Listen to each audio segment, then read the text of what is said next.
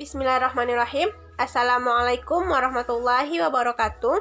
Saya Sarah Afifah dengan NIM 2119049 dari PAI 3B akan menjawab soal-soal pertanyaan dari UAS Manajemen Pendidikan.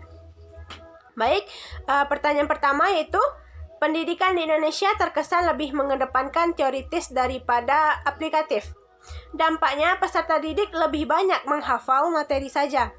Menurut saudara, bagaimanakah sistem manajemen pendidikan yang seharusnya diberikan kepada peserta didik sehingga mereka tidak hanya mampu memahami materi secara komprehensif, tetapi juga dapat mengaplikasikannya dalam kehidupan yang nyata? Pembelajaran pada sekarang ini kebanyakan mengandalkan daya pikir peserta didik, sehingga mereka dituntut untuk mempelajari dan menghafal materi saja, sehingga praktek tidak dapat terlaksana dengan baik. Menurut saya, sebagai pendidik, kita juga harus mendorong peserta didik agar dapat mengaplikasikan materi yang telah dipelajari di sekolah di dalam kehidupannya. Sebagai contoh, dalam pelajaran agama Islam, yaitu tentang salat sunnah duha. Setelah mempelajari materi yang diberikan, doronglah peserta didik tersebut untuk mempraktekkannya di sekolah. Selain itu, contohnya yang lain yaitu membaca doa sesuai keyakinan sebelum memulai pembelajaran.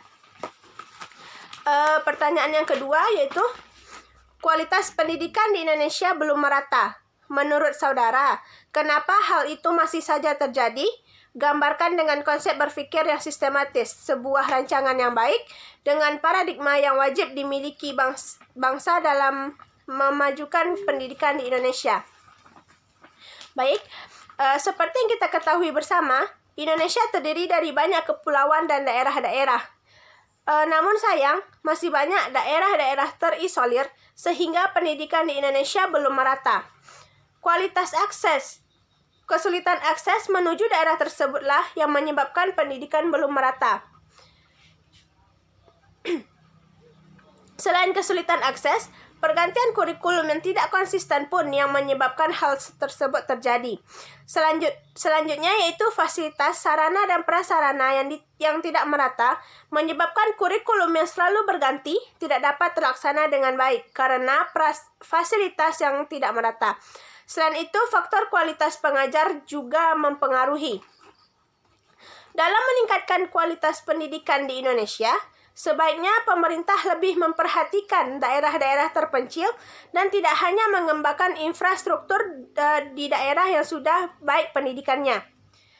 Pemerintah seharusnya lebih memperhatikan sekolah-sekolah yang memiliki sarana-prasarana yang belum baik dan memperbaikinya. Selain itu, faktor kurikulum juga harus diperhatikan dan pemerintah pusat seharusnya memiliki hubungan yang baik dengan pemerintahan daerah sehingga dapat mengontrol pendidikan di daerah. Pertanyaan yang ketiga yaitu, gambarkanlah dengan konsep berpikir yang progresif dan inovatif tentang hubungan lembaga pendidikan dengan masyarakat, sehingga pendidikan di Indonesia berperan penting dalam menghasilkan SDM yang berkualitas terhadap pembangunan dan kemajuan bangsa ini. Lembaga pendidikan merupakan suatu sistem yang terbuka. Sebagai sistem terbuka, berarti lembaga pendidikan selalu mengadakan kontak hubungan dengan masyarakat. Ini berarti hidup atau matinya lembaga pendidikan sebagian besar ditentukan oleh kedekatannya dengan masyarakat. Sekolah yang tidak memiliki nama baik di mata masyarakat dan akhirnya mati adalah sekolah yang tidak mampu membuat hubungan baik dengan masyarakat. Ada hubungan saling memberi dan saling menerima antara lembaga pendidikan dengan masyarakat sekitar. Lembaga pendidikan merealisasikan apa yang dicita-citakan oleh masyarakat tentang pengembangan putra-putri mereka. Selanjutnya pertanyaan yang keempat. Selama ini kita lihat pengaruh kepemimpinan dapat memperkuat proses manajemen pendidikan.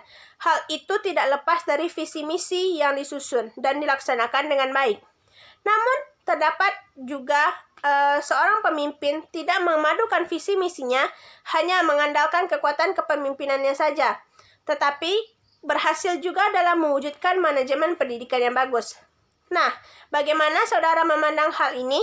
Karena sejatinya keberhasilan kepemimpinan seorang pemimpin sangat berpengaruh besar dalam suatu manajemen pendidikan. Baik, jawabannya, menurut saya hal tersebut merupakan hal yang sangat bagus, karena walaupun tidak memadukan visi dan misinya, namun pemimpin tersebut berhasil mewujudkan manajemen yang baik. Karena tidak semua pemimpin yang memadukan visi misi yang baik mampu mewujudkan manajemen pendidikan yang bagus. Pertanyaan terakhir, yaitu dalam situasi lingkungan yang penuh dinamika, manajemen pendidikan harus bisa menciptakan pelayanan yang memuaskan kepada peserta didik, orang tua, dan masyarakat. Lalu, bagaimana dengan kondisi pendidikan sekarang yang mengharuskan kegiatan belajar daring dan masalah utamanya adalah kesulitan mendapatkan sinyal? Alhasil, peserta didik tidak bisa belajar maksimal, sementara pemerintah pun sudah mengupayakan bantuan kuota internet. Padahal, salah satu prinsip utama supervisi pendidikan adalah bukan mencari kesalahan, tetapi mencegah kesalahan. Sebagai orang yang terdidik, bagaimana pandangan saudara mengenai hal ini? Dan apa yang bisa saudara kontribusikan melalui pemikiran saudara bahwa saat yang bersamaan dengan kondisi pandemi ini, pendidikan masih bisa bersaing secara efektif dalam konteks lokal, nasional, bahkan global. Baik, pembelajaran jarak jauh yang kita lakukan pada saat pandemi seperti ini memanglah sangat tidak efektif, dikarenakan beberapa kendala. Walaupun pemerintah telah menyediakan kuota gratis pada peserta didik, namun karena masalah pada jaringan, maka hal tersebut pun tidak efektif. Menurut saya, kontribusi yang bisa dilakukan pada saat ini yaitu dengan memperbaiki atau mengatasi masalah-masalah yang dapat menimbulkan ketidakefektifan yang terjadi. Pemerintah sebaiknya memberikan fasilitas yang diperlukan untuk terciptanya pendidikan yang efektif dan mampu bersaing, baik dalam konteks lokal, nasional, bahkan global. Baik, hanya sekian dari saya. Terima kasih. Assalamualaikum warahmatullahi wabarakatuh.